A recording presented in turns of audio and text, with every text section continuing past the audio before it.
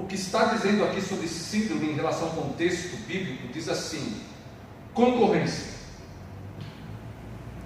Concorrência de condições e resultados. Olha a expressão aqui: conspiração contra a autoridade estabelecida. Esse texto que nós lemos estava falando de quem? De Lúcifer, mais uma vez caído, Satanás. Se você prestou atenção, a síndrome dele foi de orgulho e de arrogância. Mas se você prestou atenção nos versículos 13 e no versículo 15, o que Deus diz a respeito dele é que ele foi criado. Então logo ele não é Deus, mas uma criatura criada por Deus. Desculpe aí como é que fala isso, Michele? Criatura criada. Essa expressão na língua portuguesa. Redundância, obrigado. Redundância. Ok? Então preste atenção que ele foi criado. E o texto nos diz que ele foi criado com beleza, com glória, com riquezas. Ele tomava conta de uma grande região. Era alguém extremamente belo, pastor, formoso, que com certeza abaixo da Trindade era ele. Mas tudo isso, toda essa beleza o levou a ser orgulhoso, e ele se esqueceu que ele foi criado e que o único Deus fiel e verdadeiro é eterno. Eu quero aqui chamar sua atenção, porque muitas vezes nós temos essa síndrome. Eu quero dizer isso com muito carinho, tá bom, queridos? Aqui é um ensinamento, porque o que nós vemos hoje nos nossos dias dentro das igrejas, e nós que somos mais da geração antiga, né? Eu me incluo aqui, você também, mas capa não. Nós temos referencial de igreja talvez mais pura, pastora. Eu acho que é mais pura, porque o evangelho que nós vemos hoje é o evangelho do homem no centro. Graças a Deus isso aqui não acontece, senão eu não estaria aqui, vocês podem ter certeza. Mas nós muitas vezes temos a síndrome de Lúcifer, ou seja, ele conspirou contra a autoridade do nosso Deus. Sabe, meus queridos, muitas vezes nós temos essa síndrome. Nós achamos que somos melhores do que os outros, e muitas vezes nós achamos que podemos questionar a Deus nos seus caminhos em relação às nossas vidas. Eu amo Jó, porque foi um homem provado na saúde, nas finanças, emocionalmente, mas um homem que os seus valores não estavam nessas coisas, não estavam na bênção, mas estava no Deus da bênção. Isso faz muita diferença, queridos. Então, nós vemos aqui que esse ser que foi criado, Deus fala, eu anotei aqui na minha Bíblia, lançado para fora, desonrado, lançado ao chão, reduzido a cinzas no chão. Amados, todos aqueles, e hoje eu postei um vídeo no grupo, que se levantam contra autoridades constituídas por Deus, correm um grande risco. É por isso que eu sempre digo o seguinte: quando você não concordar com uma autoridade constituída por Deus, não se levante contra, dobre o seu joelho e ore, porque Deus pode. Nós não podemos ter esta mentalidade. Lembre-se de Davi com Saul: levantarei minha mão contra o ungido do Senhor. E por 2 vezes Davi teve essa oportunidade, mas Davi não se levantou. Faça a Deus justiça, e não eu. E Deus fez. Mas o que é esta síndrome? Por que essa síndrome de Lúcifer? Me parece que muitas vezes dentro das igrejas isso acontece. E por que ele foi lançado para fora da presença do nosso Deus? Aí eu quero que você abra comigo a sua Bíblia, lá em Isaías, e a Bíblia é fascinante por isso. O texto de Isaías vai nos explicar exatamente o porquê de tudo isso. Isaías, capítulo 14, do versículos 11 a 15. Presta atenção porque ele foi lançado para fora da presença de Deus. Isaías explica Ezequiel. Diz assim: seu orgulho foi derrubado até o Seol, o reino dos mortos, com a música de suas liras. Presta atenção. Debaixo de você há um colchão de larvas, e sobre você uma coberta de vermes. O que Jesus falou do inferno, queridos? Onde o bicho não é consumido. Presta atenção. Como você caiu dos céus, estrela da manhã, filho da alvorada, como você foi derrubado ao chão, conquistador das nações. Você pensava consigo mesmo. Presta atenção que aqui entra um atributo de Deus. Olha o que o próprio Deus está dizendo aqui. Você pensava consigo mesmo. Isso me lembra que Deus é onisciente. Ele sabe de todas as coisas. E Ele sabe exatamente o que você está pensando neste momento. Você pensava consigo mesmo: escalarei os céus, elevarei meu trono acima das estrelas de Deus.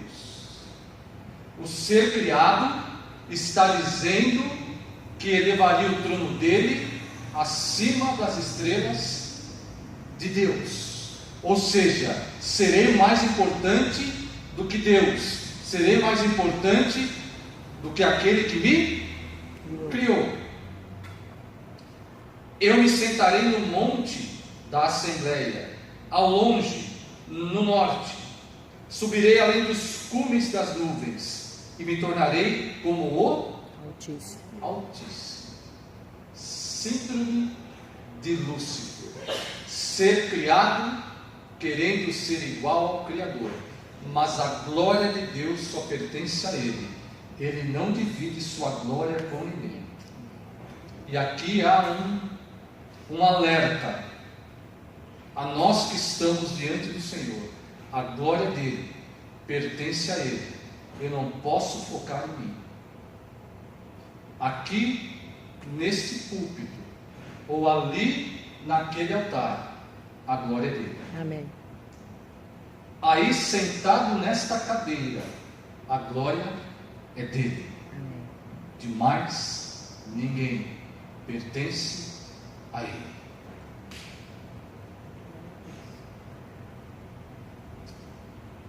E diz assim, versículo 15: em vez disso, você será levado ao Seol, ou reino dos mortos, ou no abismo mais profundo, a mais completa profundeza da cova. Os que o virem olharão fixamente, refletindo no que foi feito de você. Querido, vocês prestaram atenção aqui, que desde que o inimigo se levantou contra Deus, ele só vem caindo.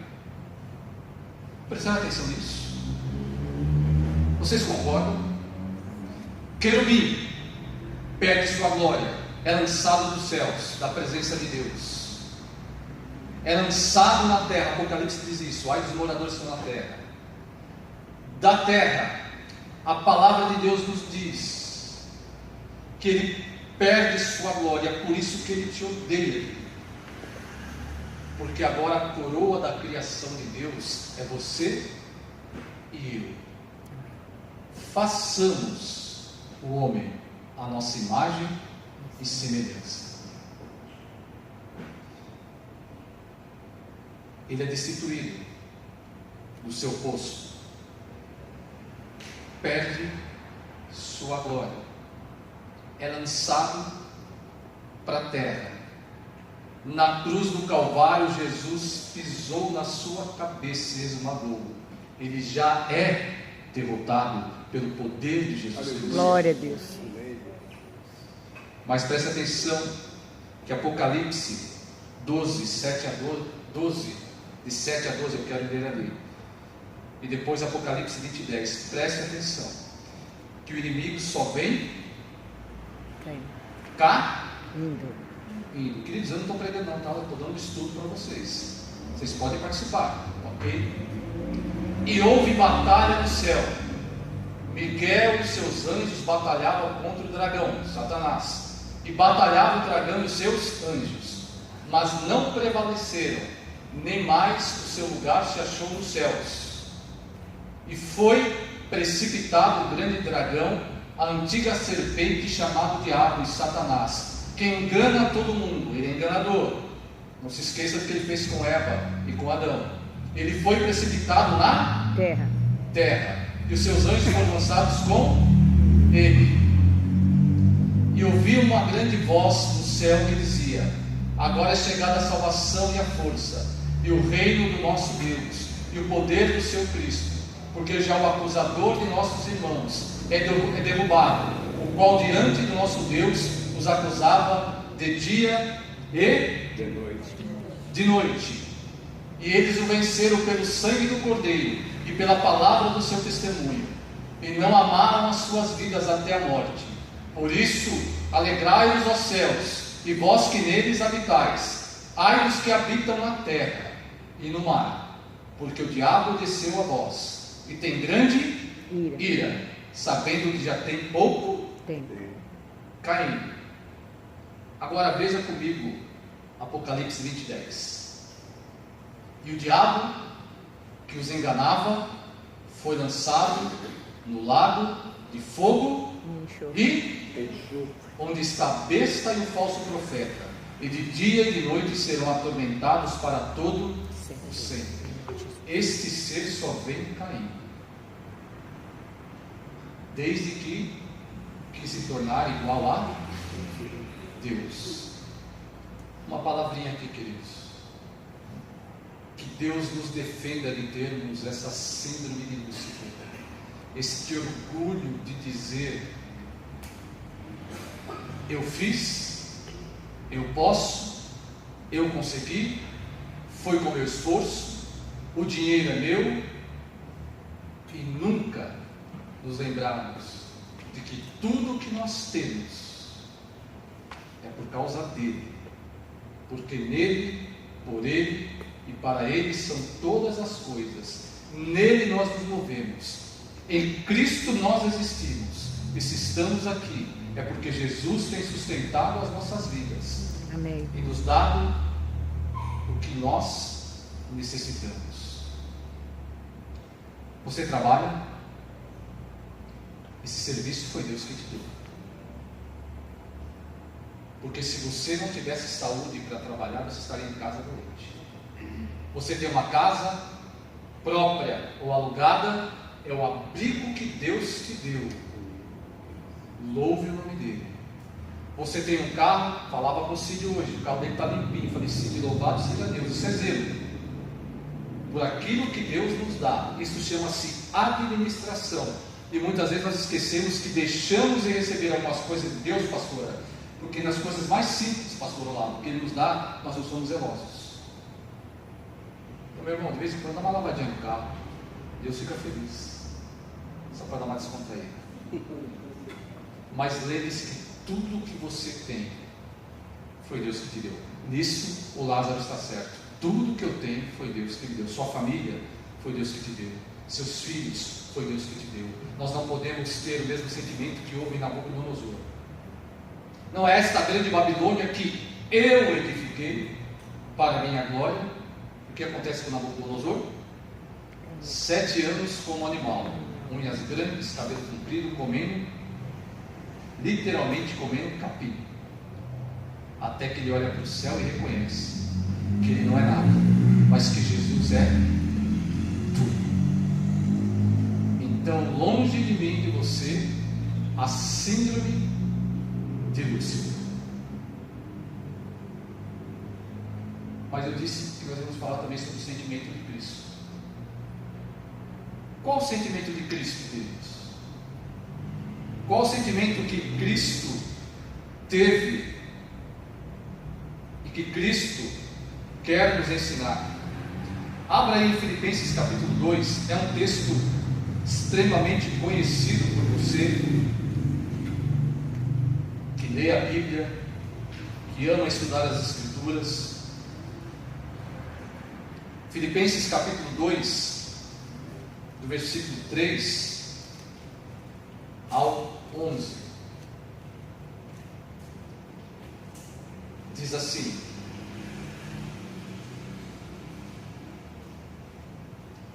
não façam nada por competição, lembrando que eu estou na judaica, tá? Mais uma vez lembrando vocês, ou modéstia, mas com humildade. Considere os outros melhores que vocês mesmos. Cuidem dos interesses das outras pessoas e não só dos seus. Depois nós vamos ver o que isso aqui significa. Que a atitude de vocês para com os outros seja governada pela união ao Messias e Yeshua. Ou, nós cantamos aqui Yeshua, cantamos? É o nome de Jesus em hebraico. Ok? Diz assim: apesar de ele viver na forma de Deus, não considerou a igualdade com Deus algo a ser mantido pela força. Ao contrário, esvaziou-se a si mesmo ao assumir a forma de um escravo. E aqui o escravo é servo, e nós já vamos entender o que isso significa. Tornando-se como seres humanos são. E quando ele surgiu como um ser humano, olha que coisa mais linda, queridos, humilhou-se ainda mais. Lembre-se que Jesus é Deus, tornando-se obediente até a morte, e morte na estaca ou na cruz, como um criminoso. Portanto, Deus o elevou ao lugar mais alto e lhe deu nome acima de todo nome, para que em honra ao nome dado a Yeshua, todo joelho se dobre, no céu, na terra e debaixo da terra, e toda língua reconheça que Yeshua, o Messias, é Adonai, ou Senhor, para a glória de Deus, o Pai. Vamos analisar agora o caminho de Cristo. O caminho então de Satanás foi o orgulho, a arrogância, a prepotência. Ele só veio cá. E o caminho de Jesus? Que sentimento é esse? Eu quero falar sobre o sentimento de Cristo, mas também eu quero falar de Cristo como servo. Veja que Jesus era e é Deus. Amém? Amém, igreja? Amém. Ele é Deus, com todo o poder, com toda a glória, com toda a beleza, com todo esplendor. Ele é Deus, que sustenta o universo. Não é sustentado por Ele, mas Ele sustenta o universo. Ou seja, o universo não sustenta Cristo, mas Cristo sustenta o universo. Tudo que foi criado pelo poder de Jesus. Ele é Deus, revestido de glória e de majestade. Aquela visão que João tem quando está na ilha de Patmos em relação a Cristo. Seus olhos são como algo parecido, ok? Chamas de fogo, seu cabelo branco como a neve, seus pés reluzentes como latão. Fala da glória de Cristo. Se você se lembrar no Monte da Transfiguração, lembre-se que a glória de Jesus, toda aquela glória era de dentro para fora. Mas Jesus, sendo Deus, antes da criação do mundo, que está lá em Gênesis capítulo 3, versículo 15, quando Deus disse: Ele pisará na tua cabeça, você vai ferir o calcanhar dele porque ele vai para a cruz, mas ele, Satanás, pisará na sua cabeça. O plano de salvação já estava traçado Deus não foi pego de surpresa no jardim do Éden. Mas Jesus, com toda essa glória, deixa o seu reino de glória, vai para o útero materno de uma mulher honrada, como nós aprendemos aqui na terça-feira, né, pastora? Você precisa vir, bênção de Deus, se você puder vir terça-feira. Mas Cristo ali está alojado no útero de Maria, cresce, nasce com um corpo humano. Sim, Jesus sentiu fome. Sim, Jesus sentiu sede. Sim, Jesus sentiu cansaço. Prova, te dou uma prova com a mulher samaritana lá no poço. Jesus parou porque estava cansado e sentia sede. Jesus sentiu sede na cruz do Calvário. Tenho sede. Jesus se alimentou. Lembre-se da ceia. Lembre-se quando ele vai ali conversar com Pedro. Quando Pedro chega, já tem um peixe assado esperando por eles. Jesus, como eu e você, tinha suas necessidades fisiológicas. A gente não para pensar nisso, mas Jesus precisava ir para o banheiro, sim, queridos. O Deus de glória assume e encarna como um homem, sem pecado. Isso precisa ficar bem claro. Homem como nós, que foi tentado sim, mas aprovado por Deus, venceu o pecado, não pecou, e diz que mesmo sendo Deus, ele se esvaziou. Veja que Jesus vem fazendo o caminho ao contrário. Ele vem só se humilhando. Assume esta forma carnal. Queridos, se isso não bastasse, ele passa por tudo que eu e você passamos. É por isso que o autor aos Hebreus trabalha muito bem, dizendo que ele pode nos representar agora ao lado de Deus Pai, porque ele sabe exatamente o que é padecer neste corpo.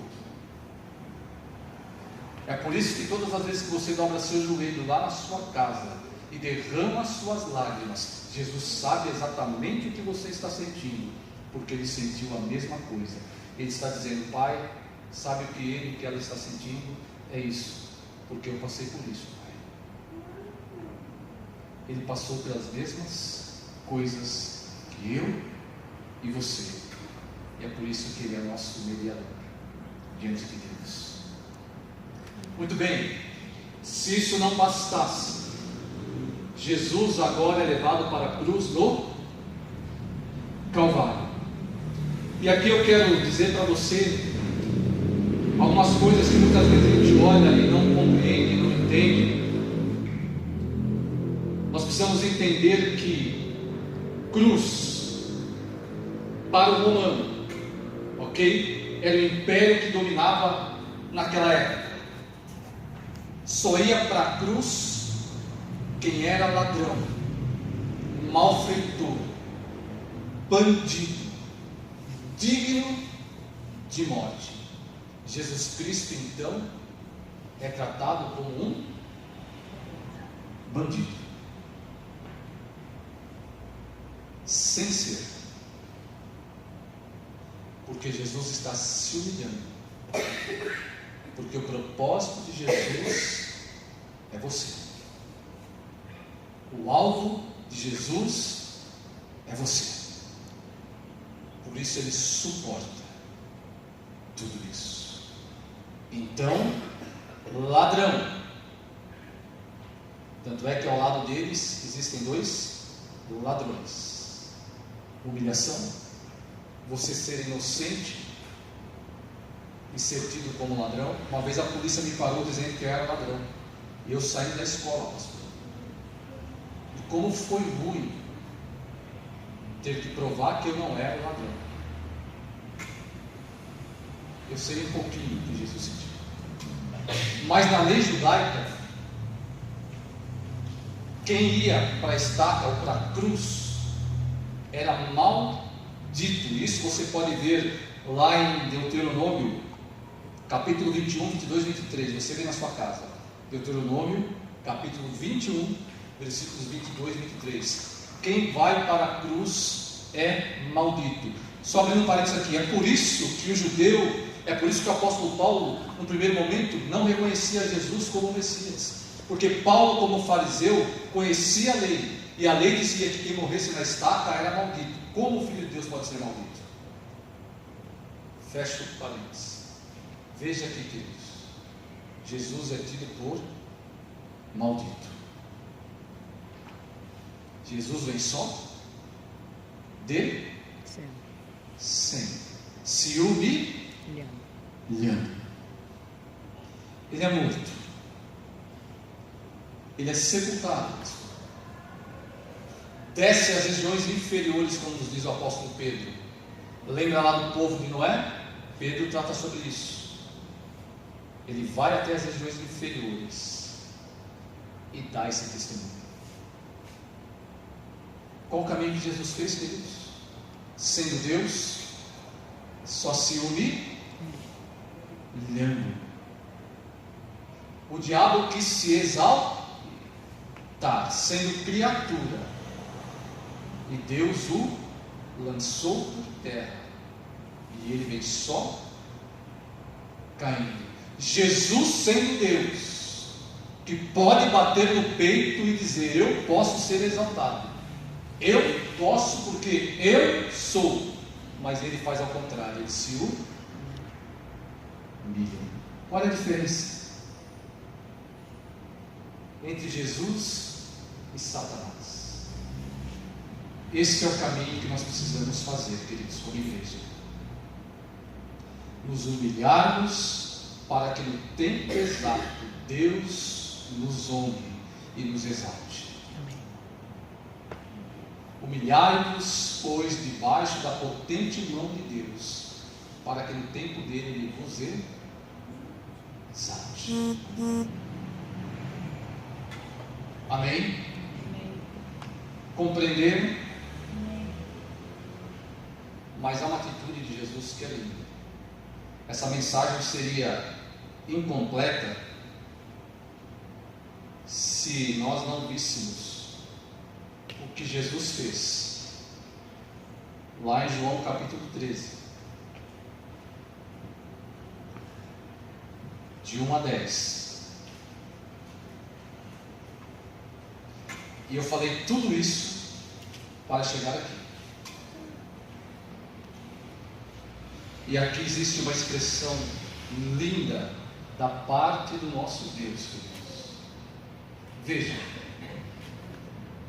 diz assim: um pouco antes da festa da Páscoa, Yeshua, eu vou traduzir Jesus, ok? Jesus sabia que havia chegado o tempo em que passaria deste mundo para o Pai. Tendo amado o seu povo que estava no mundo, lembre-se que eu disse que foi por você, ele os amou até o fim. Eles estavam no jantar, e o adversário, Satanás, aquele que foi lançado fora da presença de Deus, já havia colocado o desejo de trair Jesus no coração de Judas Iscariote. Jesus estava ciente de que o Pai havia colocado todas as coisas debaixo do seu poder, e que ele viera de Deus e estava voltando para Deus.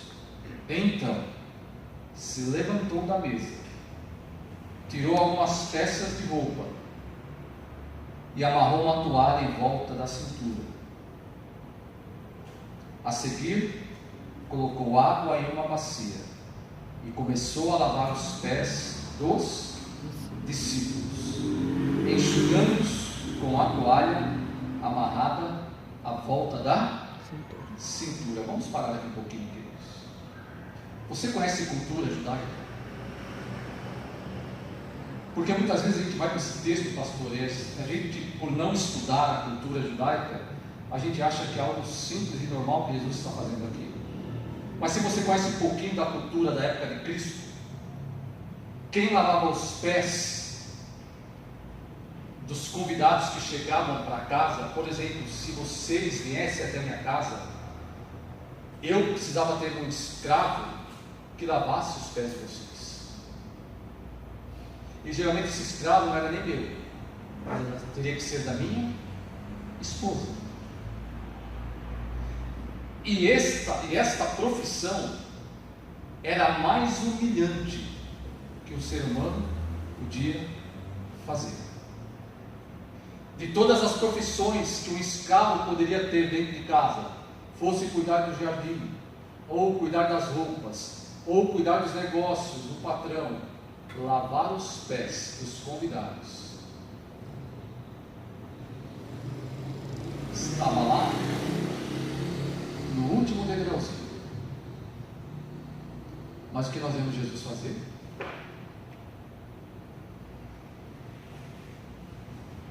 Se eu não estiver aqui enganado, é o único momento que nós vamos ver Jesus, Deus, pastor, ficando de joelhos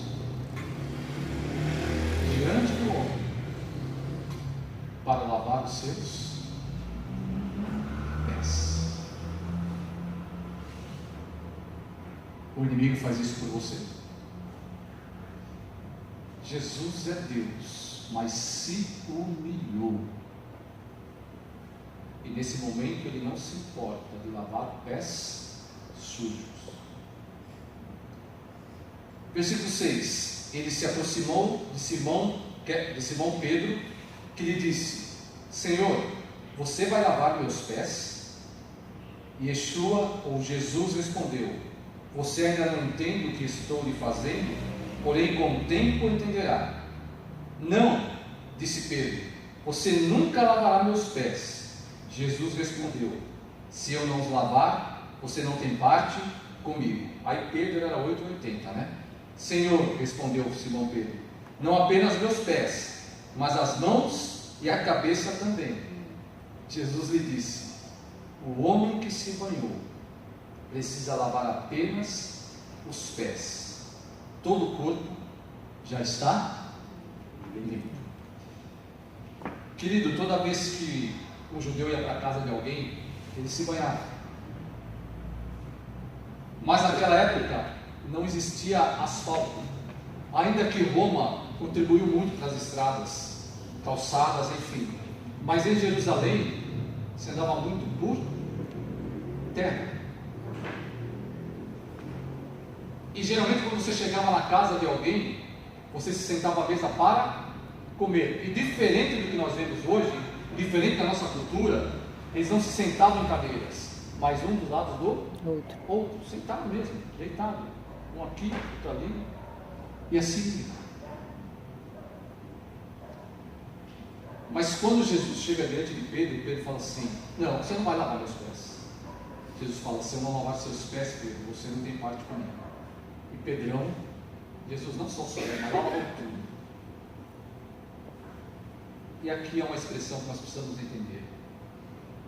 Jesus fala assim: Pedro, quem já se banhou, ou quem já tomou banho, e é necessário lavar os pés. O que Jesus quer nos ensinar aqui? Me dê mais 10 minutos, queridos. O que Jesus quer nos ensinar aqui? Amados, o banho que eu e você precisávamos tomar, Jesus já nos deu. Porque o sangue de Jesus nos comprou, o sangue de Jesus nos purificou de todos os nossos pecados. Amém? Estão entendendo? O porquê Jesus disse para Pedro: Pedro, quem já se banhou, olha Pedro, eu vou para a cruz, o meu sangue vai ser vertido, eu irei purificá-los, eu irei justificá-los, vocês se tornarão limpos, santos diante da minha presença. Mais uma coisa vocês precisam entender: os pés. Os pés. E aqui, queridos, no versículo 12 em diante diz assim: depois de lhes ter lavado os pés, Jesus tornou a vestir as peças de roupa, voltou à mesa e lhe disse: vocês entendem o que fiz? Vocês me chamam de mestre e senhor, e estão certos porque eu sou. Pois bem, se eu, o Senhor e o mestre de vocês, lavei-lhes os pés, vocês também devem lavar os pés uns dos outros, porque lhes dei o exemplo para que façam como fiz. Sim, eu lhes digo que um escravo não é maior que seu senhor, como também nenhum emissário é maior que quem o enviou. Se vocês sabem essas coisas, serão abençoados se as praticarem. Jesus nos deu exemplo. Se eu os fiz, vocês também devem fazer. Queridos, nós somos a igreja de Cristo, o corpo de Cristo, amém? Amém. Jesus já fez a obra primordial, já nos salvou, já nos limpou com seu sangue, amém, queridos? Amém. Já fomos banhados no sangue de Jesus, pastor Alenil, pastor Olavo. Já fomos banhados, mas ainda continuamos neste mundo. E a poeira aqui significa lutas, queridos. Mas esta responsabilidade de lavar os pés, Jesus está dizendo aqui, ó, vocês precisam fazer igual o que eu fiz por vocês. Vocês precisam lavar os pés uns dos outros. Amados, o que Jesus nos pede é a humildade de servos, para lavarmos os pés uns dos outros. O que isso significa, querido? É bem verdade que às vezes, está aquela frieira feia lá, não é? Está aquele cheiro que só Jesus na causa. As unhas estão grandes, mas Jesus, quando lavou os pés dos discípulos, não olhou para isso, ele lavou. O que Jesus quer nos ensinar é que nós precisamos ter misericórdia e tomar as dores, as aflições, as lutas e lavarmos os pés uns dos outros com amor. De fato, o antídoto para toda essa malignidade e para toda essa pecaminosidade que existe no mundo chama-se amor. O que Jesus deseja desta igreja internacional da família cristã é que nós sejamos simples e humildes de coração e possamos nos importar uns com os outros e lavarmos os pés uns dos outros, porque aqui dentro não cabe síndrome de Lúcifer, de grandiosidade, de querer ser servido, mas aqui cabe e é necessário e precisa haver homens e mulheres que tenham um coração que queiram servir. É diferente, o reino de Deus é diferente, grande é quem serve. Eu dizia para a pastora, quando nós estávamos conversando, eu falei: pastora, meu propósito aqui é servir, servir a Cristo e servir a vocês, amados. Eu não estou aqui para ser servido, eu estou aqui para servir, porque eu quero ser igual a Jesus. Vocês prestaram atenção que quando a trombeta tocar, nós subiremos para nos encontrarmos com Cristo? Agora uma pergunta: quem é que vai ser transformado? Cristo? Hã? Não. É Cristo que vai ser transformado? Não. Ou seremos nós? Nossa. Então eu tenho que me colocar, eu tenho que ser igual a Cristo e não ele. Eu preciso ser semelhante a Cristo e não Cristo a mim. Sou eu que preciso me adaptar aos padrões de Cristo e não Cristo se adaptar aos meus padrões. Cristo nos deu exemplo. Precisamos servir. Precisamos nos importar mais uns com os outros. Precisamos parar, queridos, de olhar mais para nós e olhar para o nosso semelhante. E é verdade, Deus não fica devendo nada para ninguém. Porque quando eu cuido de você, querido, Jesus cuida de mim. Quando eu cuido de você, Jesus levanta outras pessoas para cuidar de mim. Que maravilhoso foi poder ouvir de uma amiga minha lá no exterior dizendo assim: eu oro por você todas as noites. Como foi gostoso ouvir das minhas primas, dos meus primos: todas as noites eu oro por você. Como foi gostoso ouvir da minha amiga Aline, pastor Paulo: todos os dias eu oro por você. Não me pergunte o porquê, mas Deus me manda eu orar por você todos os dias. E aí Jesus fala assim: continue cuidando de vidas, porque eu cuidarei de você e eu levantarei vidas para cuidar de você.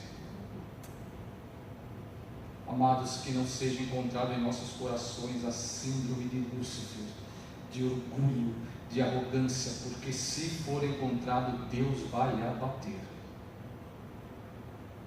E que Ele nos abata com misericórdia para nos reerguer.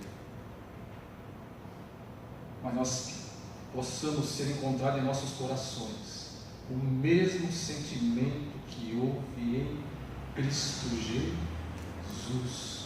Sentimento de servo, sentimento de humildade, sentimento de simplicidade, sentimento de glória ao nosso Deus.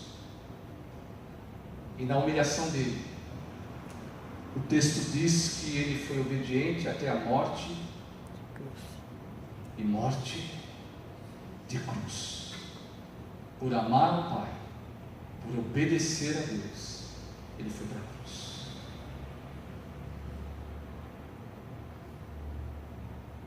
O que vai ser? A síndrome de Lúcifer?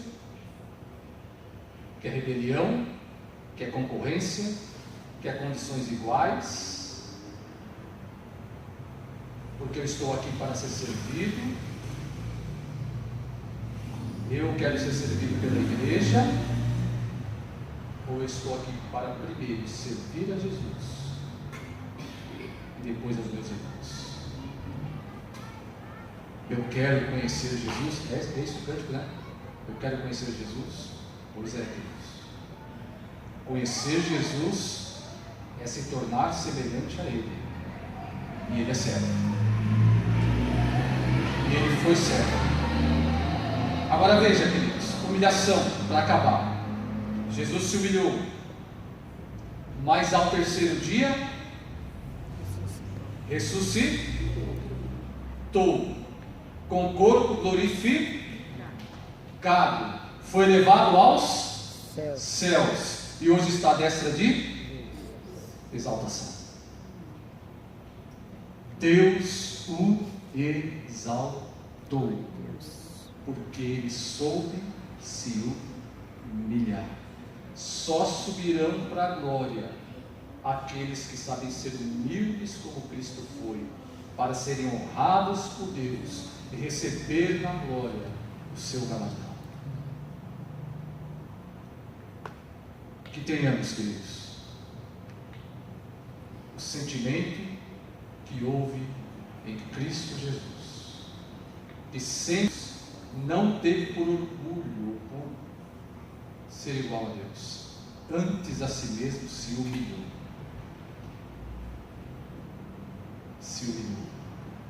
Mas Deus o exaltou. E um dia, esse Rei da Glória, o Rei dos Reis, esses céus vai se rasgar e nós nos encontraremos com Ele. Veremos as marcas nas suas mãos, nos seus pés e do lado. Mas a coroa que Ele estará usando não será mais a de espinho, mas será do Rei da Glória. Veremos a sua face e poderemos dizer: Jesus, valeu a pena. Valeu a pena te servir, valeu a pena te seguir, valeu a pena me humilhar como o Senhor me ensinou a me humilhar. O que precede a ruína é o orgulho, mas o que precede a honra é a humildade. Nos diz Provérbios. Que Deus te abençoe, em nome de Jesus. Feche os olhos, querido.